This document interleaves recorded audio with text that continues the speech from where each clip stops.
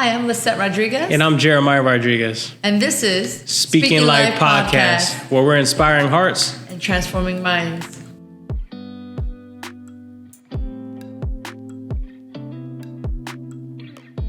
Now, I'm excited about today's episode because today's episode, we're talking about the topic of leadership. And I love this topic thoroughly. Honestly, it's her fault. Okay. It's her fault and Pastor E's fault, my father. It's their fault as to why I love leadership. But we know that leadership is influence, nothing more, nothing less. Right? So I love everything about what a leader entails, the cost they have to pay, right? To be a leader. Do you love the cost it has to pay? What are you saying? Honestly, yes. You know, in a weird way. In a weird way. Oh, you're going to have to explain. Yeah, I'll say yes in a weird way because it develops your character and it develops the leader that you were always created to be. So does it feel good all the time? Yeah. No. Oh, okay. But do I like it in hindsight? Can't yes. have you lying on here. No. Do I like it in hindsight? Yes, because I know those who love me and are going to point me in the right direction, they're going to correct me as well, right? And that comes with leadership. Right. So I know as long as it's coming from sound people, you, Pastor E, and mentors that I have, I know I'm going to be heading in the right direction. I'm able to swallow that pill of criticism because, again, it's constructive, right? You see, I have a problem with some people thinking that leadership is a title.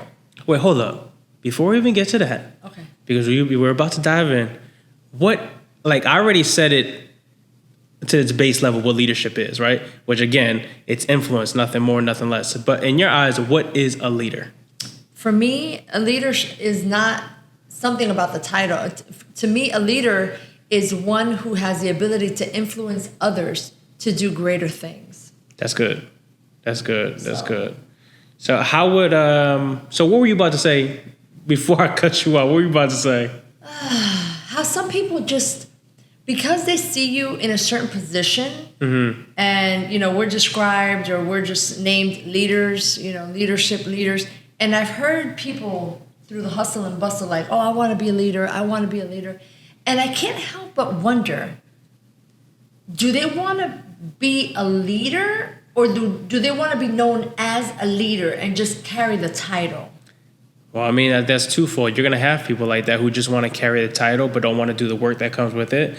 And then you have people who genuinely want to be a leader and want to know the ins and outs of what it is to be a leader. Right? And if you really think about it, we cut it plain, everybody's a leader. Right?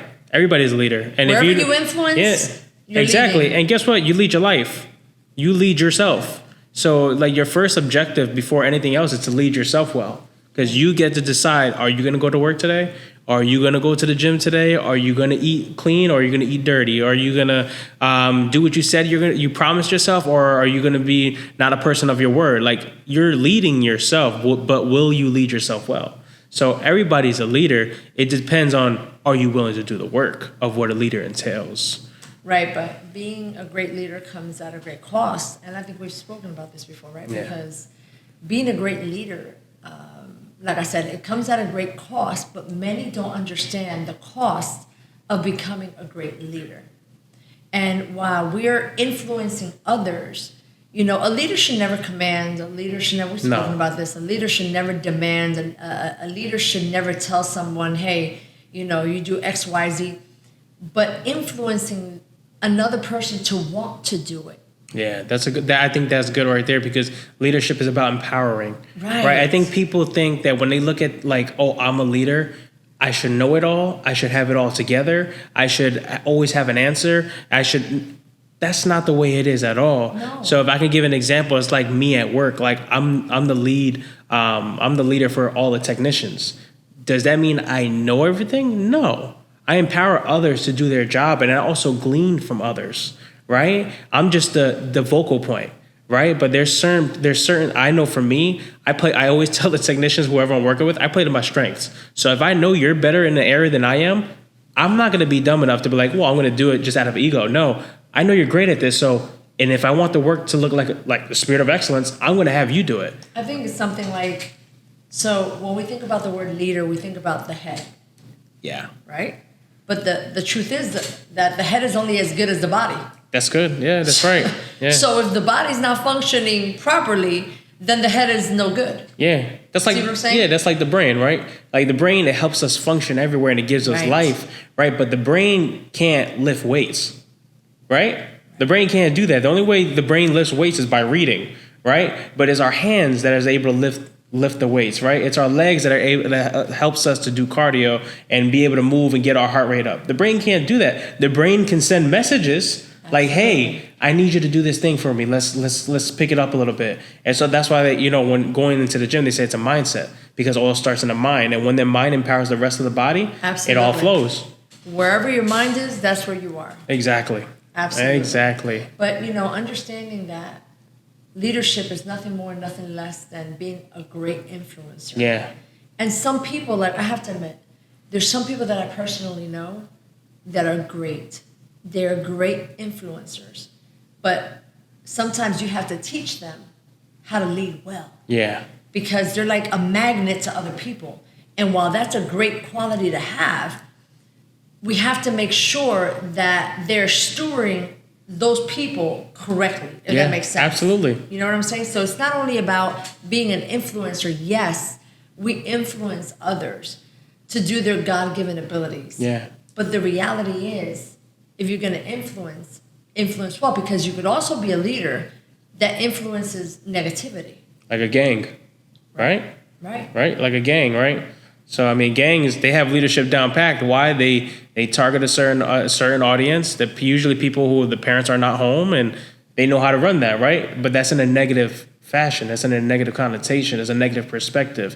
But in order to have a good perspective, you're trying to lead people down the right path. Right. Making sure that they're doing the right things and not just cutting corners, but saying, hey, I know this is a long path, but I promise you it'll be worth it. So if we were going to talk about qualities of a great leader, to me, one of the qualities of a great leader is remaining teachable.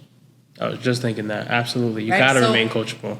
Pastor Glenn always told me, Liz, make sure that you always remain teachable. In other words, I need to put myself in a position where I understand that I don't know it all. While I may know more than others, I don't know everything. Yeah. Right? So remain in a teachable position where I allow others to speak into my life and still teach me. And here's where I think many of us get stuck. Sometimes we'll look at a person's age and determine they have nothing to teach me because they're younger, right? Yeah. Which I think is the greatest mistake possible because I know one of my mentors is younger than me. And I can understand how you feel a certain type of way, but we are all wired differently. Yeah. And we're all uniquely made by God. So because they function in a different manner, that's the main reason why you need them to be a part of what you're doing. So, understanding that we must always remain in a teachable position.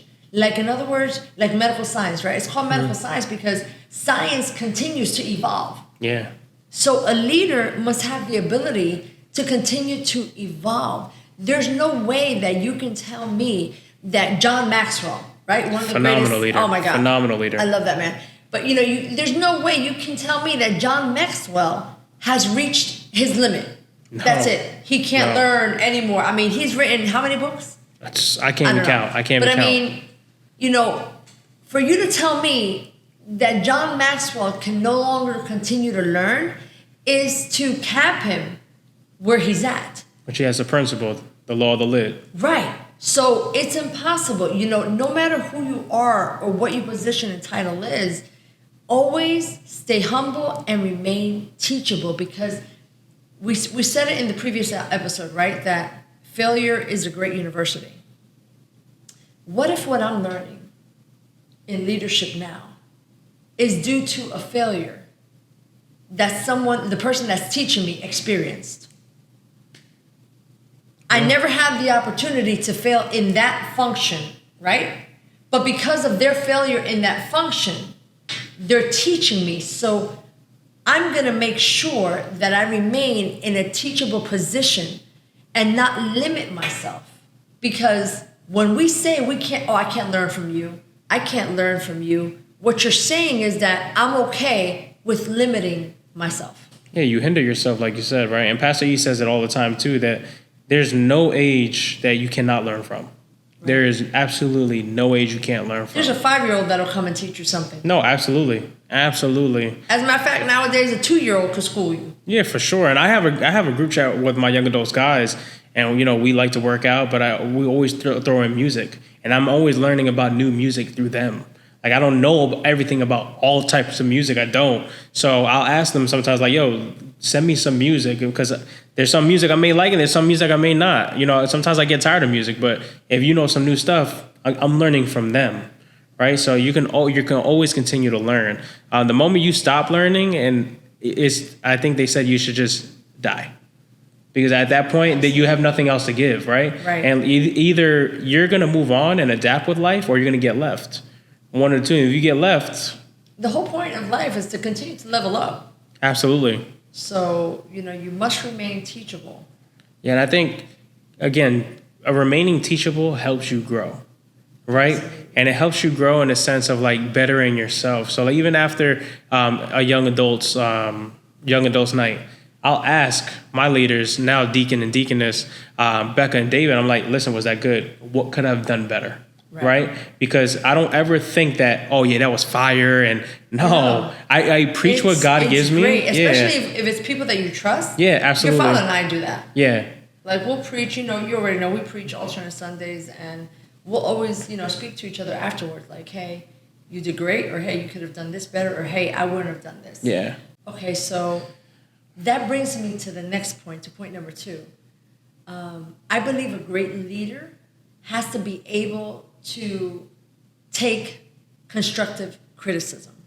I think that's one of the main things that a leader needs to learn how to do, especially like being a leader. I know a lot of times you and Dad will tell me certain things. Like, hey, you shouldn't say that. You should say this. He was so sensitive. No. It's not about being sensitive. No, it's not that, because I can take constructive criticism. I was just like, oh, I didn't know I couldn't say that, or I can say that. I wasn't too sure. It was more of a learning process. I was never sensitive to. I don't know why she said that. But again, sometimes it's the way you say it.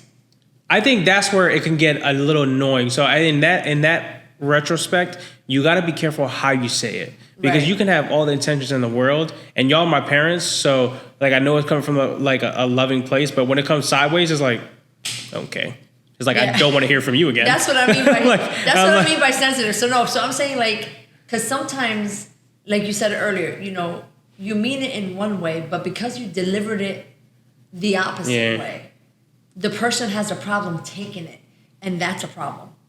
If they can't receive it, that's a problem. Yeah. So, having someone that you can trust to give you constructive criticism is such a blessing. I would consider it a blessing. No, it is for sure a blessing, because I think it's the person showing that they love you.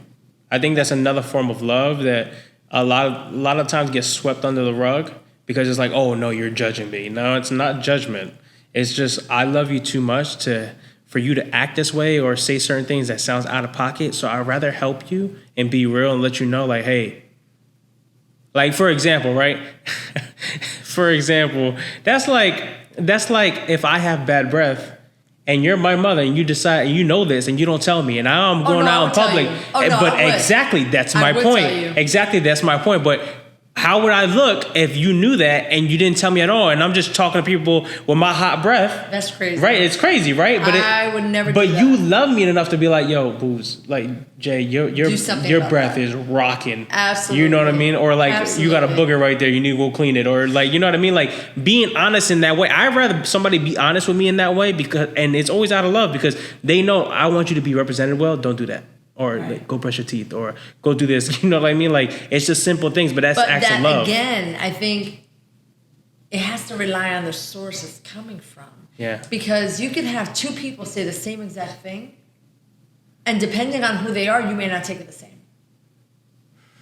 She throw shade. She throw shade at me. That's what she talking about. She talking about. She talk about me, but she said that in a previous episode, so she talk about me. But anyway, yeah, it is true because she's gonna follow up. His father would say something, he would take it, but I said something. It's not. You literally just brought that to my remembrance. No. That's literally, I didn't even think about it. You literally brought that to my remembrance. Listen, this brings me back to topic number 3, right? Let's transition to number 3, right? I think I like this topic. Leaders, thank you. Leaders know how to delegate. Great leaders. Time with that. I did too, actually, because it more so, like, for me, it was more an ego thing. I don't know about what it was for you, but for me, it was always, this is my thing. So, like, step off. You know what I mean? It was like Wait a minute, but would you consider that ego, or is it like? It's more so like the Woody Woodpecker spirit, right? Like, oh, this is mine. Okay, yeah. You know what I mean? Where God gives you something, yeah. Okay. God gives you something to manage it, right? But sometimes we can get so big-headed and like, oh no, God put me here, so this is mine. No, this is not yours. This is yours to manage, and those that He puts around you, you should adhere to because they're probably most likely there to help you. Right. So you know what I mean. So for me, it was more so of that. And I had to kind of sift that out a little bit and figure out what is going on here. Like, why do I feel this way? And why do I feel... I remember. Yeah, you remember, right? Why do I feel like... Because we kept on telling you, train somebody else. Train somebody else. Yeah. And what are you doing? Train somebody else. You sure that was so... I'm talking about young adults. I'm not talking about sound. I was talking about sound when we first got to Hope. Well, sound was a different story. That's a different story. That's a complete better. No, that's a complete different story, and I won't say for reasons why, but it's a different story.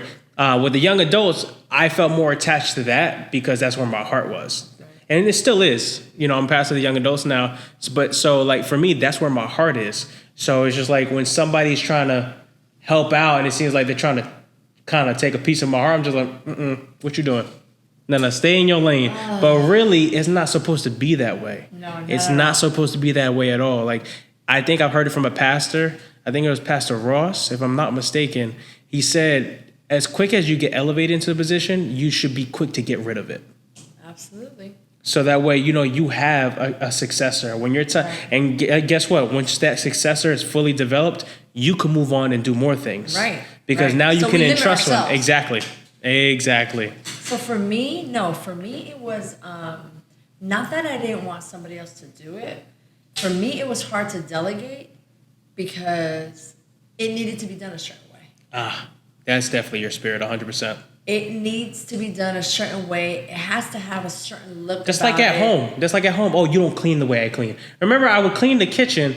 And mind you, I'm doing it because out of the love for my mother, right? I'm like, let me clean this kitchen. Let me wash these dishes and whatever. No.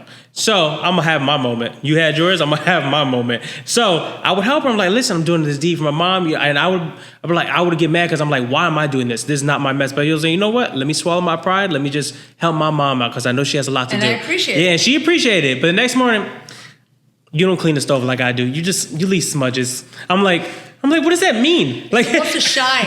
It's supposed to shine. And you know what's funny? The funny thing is, she leaves it at that. She doesn't even communicate like, listen, oh, hey, this is how you do it. That the stove is supposed to be clean even before you clean. But guess what? My grandmother didn't teach me. So okay, but I'm trying to teach you. No, you didn't teach me. You didn't. It's constructive criticism. Without the know-how and show-how. Okay, so I'm trying. I'm really trying here. But anyway, going back to me because you're robbing my moment.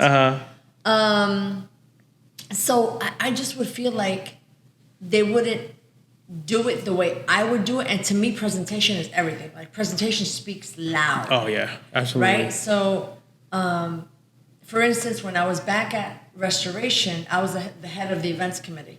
Right? So I made sure that everything was set. And to me, again, presentation was everything. And even if we couldn't afford the greatest, I would take whatever we had and make it look like it was expensive. Yeah. You know what I'm saying? Even if it wasn't. So, presentation to me was everything. So when we went to Hope, trying to train somebody to do things the way I did, I truly struggled. Like, I really struggled. So in the very beginning, we came up with this, fellowship in the beginning. You know, when we were at the hotel, and we would bring in bagels and we would bring in water and coffee and stuff, right? But even that, it had to be set in order. So sometimes, you know, I would come in, I would set everything up, but as people started to join us, they wanted to, rightfully so, start setting up so that I wouldn't have to. Yeah. And many times I would come and catch myself, like, after everything was set up. Just like you would. You know what I mean? I'm moving everything around. And then I started thinking, like, oh my God, I don't want to offend anybody. Yeah. Because it's just my way. Like, Yeah. I'm so used to having everything, like, and again, that's me. So I struggled the first 4 or 5 years just releasing that, you know, to somebody. I'm free and I'm delivered now. Thank you, Jesus. Amen. Amen. But I remember struggling with that. And what struck a nerve was one weekend we went with one of the pastors that sits on our board, and he got together with me and your father at a Starbucks, and we started talking. And in small conversation, he's like, well, what do you guys have planned for today? Right? And it was on a Saturday. I said, well, I have to run because it's Father's Day, and tomorrow I'm going to go and pick up this for the fathers, and I'm going to pick up that, and I'm going to do this, and I'm going to do that. And he smiled and he said, that sounds amazing, but can I ask you a question? I said, sure. He was like, why are you doing that? Because I understand it's not only you and your family now. You have people at Hope. Yeah. And I'm sure that given the opportunity, those people would be shopping and picking up. And I said, yeah, but you know, it's just I like things done in a certain way. And he goes, okay, so this is what you're going to do. You're going to pick 1 or 2 people. You're going to go shopping with them and teach them how you want it done. But you should no longer be doing this. That's good. And it was so hard because not only did I want it to look a certain way, the reality is I enjoyed doing it. Yeah. Right? Yeah. I enjoyed doing it. And I was never that person like, oh, this is beneath me. I'm still not that person. Yeah. Like, if I have to clean up at the end, listen, I'm with the best of them. Let's do it. Yeah. You know, like there's a job that needs to get done. Let's do it. But I honor God because, you know, we're in a season right now that they don't let me touch anything. That's and good. not that I wouldn't, you know, Yeah. but I have women of God surrounding me that are on it. And when I say they are on it, They're on it. They are on it. I've seen it. Like, I've seen it live action. Yeah. I walk in, I walk out, and I'm like, I'm not touching anything anymore. Everything is where I would like it to be. Yeah. Everything is in a spirit because I had to train my next. And a good leader trains their next. And empowers others, right? And empowers others, Yeah. giving them the ability and the knowledge, letting them know, like, hey, you can do this. And guess what? You can do it better than me. Also, that's another thing. Like when you empower people, again, they're gonna surpass you, right? And that's what I tell my young people all the time: is that I'm only here to a certain point where I want to get you to a certain point where you don't need me anymore. Right. That's where I want to get you to And a point that where you is don't great need me. leader. You don't need me anymore. I want to be able to say you and so, you can handle your own thing, and you know, like you don't need to ride on me anymore, or like ride on my faith, or ride on like, all right, what does Pastor Jay think, or Pat? No, you already know because you're reading the Word, you're reading the manual. So like, I don't have to teach you these things anymore because guess what? You surpassed me now. So now I can move on to who needs my attention. I remember Pastor Gwen distinctly always telling me, I'll know that you're a great leader when you have been able to reproduce yourself. And like you said, you are no longer needed. Yeah. And not only that, but they become greater Than you are. than you are. And it's such an accomplishment when they become greater than you. I think for leadership in the world is like leaders have to be greater than everybody else. Right. But really, Jesus flipped the script. You know, where again, the world is leaders on top, people are on the bottom. No, Jesus flipped the script. So it's leader on the bottom and the people are on top. Right? In other words, it's becoming less so that you can do become more. Absolutely. That is so good. Absolutely. That is so Absolutely. good. To become less in order to do more. In order to do more. Absolutely. So you empowering others and trusting others, you're developing relationship. Not only are you developing relationship, but you're reaching a multitude. And before you know it, you have disciples and you didn't even know it. Why? Because not only are you leading yourself well, but you're leading others well. And people are always watching. People know who they can cling to. They know, like, if you're a good leader or not. They know what you do in the dark. Or, you know what I mean? Like, they know, like, if you're actually living or walking the walk you say you are, right? Not just talking the talk, but walking the walk as well. So people will sniff out. I tell my young people all the time, it's easy to sniff out somebody who's not being real. That's why I'll always be real to you, or be real when I'm teaching, because I will never be phony to you. Because if I'm phony, you'll sniff that a mile away. But if I come to you as my true, authentic self, you'll be like, all right, that's the leader I want, and that's the leader I know. I know that I can trust. Why? Because he has flaws too, and he doesn't paint this perfect picture. And I've had people outside of the church tell me the same thing. It's like, all these church folk, they paint this perfect picture, but you're not like that. You're not like that at all. And I'm like, I'm not.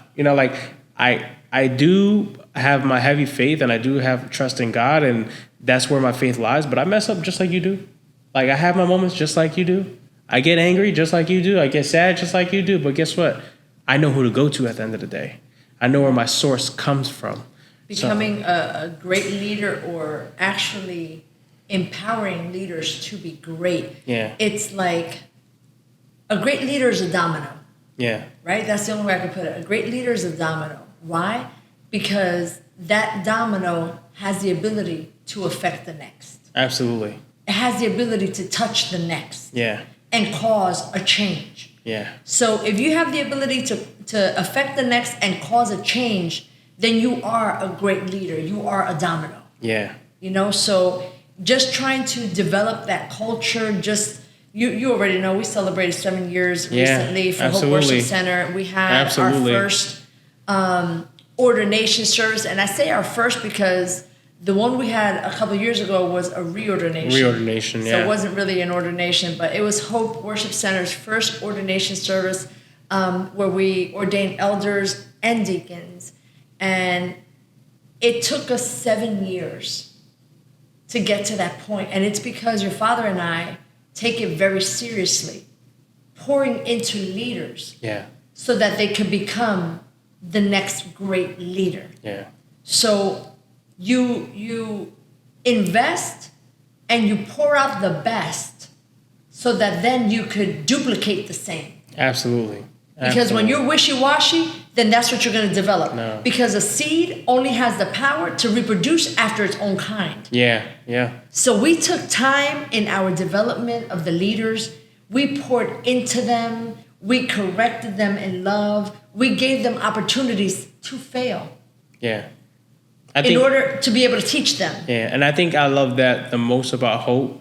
And I always get that from other members who heard about us on Facebook that ended up coming on, or they heard about us somehow, some way. They're like, you know what I love about Pastor E and Pastor Liz is the fact that they empower us to use our gifts.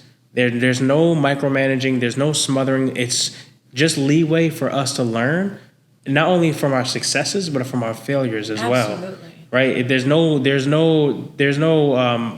micromanaging. And I think that's what people love about Hope, is that they can be their true, authentic selves, but also fail as their true, authentic selves. Listen, and our leaders have gone down in the trenches with us. They've gotten in the mud with us. And they've been on the high rise with us as well. And just because they're ordained, it's not that we stop working with them. No. Because this is an ongoing university. You know what I mean? If you are a leader, you will, like I said, number one, right? Remain teachable. So it's an ongoing university.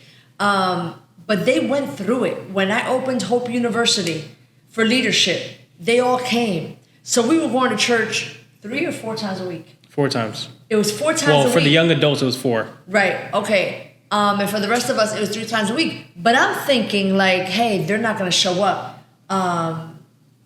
to one of the services or whatever. No, these leaders would come Sunday, Tuesday, Wednesday again. And if we needed them during the week, they were there again. They were hungry. They wanted to be trained. They wanted to be poured into. And even though now we have the ordination service, they have been elevated, they still remain teachable. They still are learning. They're still trying to do their best. So in leadership, when you empower someone, you don't stop there. You continue to invest in them Yeah. until they become everything that God has called them to be. And like you said earlier, they could be left on their own. So I thank God for the leadership at Hope and for those that we're currently developing, because we will have another ordination service hopefully next year. And we are already in the process of developing those new candidates. But what I'm trying to say is that it's an ongoing process. It never stops. Leadership never stops. It never stops. So leadership, you should always be teachable. You should be able to delegate. I think the most important thing is empowering others. Leadership is never about you. It's always about the next person. But you should always lead yourself well before you decide to lead others well. Leading yourself well is important before you lead others. Because if you don't lead yourself well, people are not going to take leadership, trust you as a leader to lead them well. Yeah, to lead them well if you're not leading yourself well. So that's an important thing for sure. But again, this episode is about leadership. If you have any questions, please don't hesitate to reach out to us about any questions you have on leadership. Again, this is the whole point of this podcast, is to speak life, not only to one specific area, but all areas. Right. And while we may not have all of the answers, there's tons and tons of resources out there on leadership. I know John Maxwell is one of my faves, one of my go-tos. But there's other gurus out there that teach on leadership. So go ahead and educate yourself. But the best training in leadership is on-hand training. Absolutely. So again, that wraps up for today. Like, subscribe, hit that notification bell so you know when the new episodes are coming out, what time they're coming out, so that way you're up to date and you're tuning in. And again, share this with your brothers, sisters, aunties, uncles, your third cousin removed. Share with them, right? So shout out to, again, our producer, Vanessa Films. Reach out to her on Instagram at Vanessa Films. She's phenomenal at everything she does. So again, this is the end of the episode, and remember, we're here to inspire hearts and transform minds. Have a blessed one.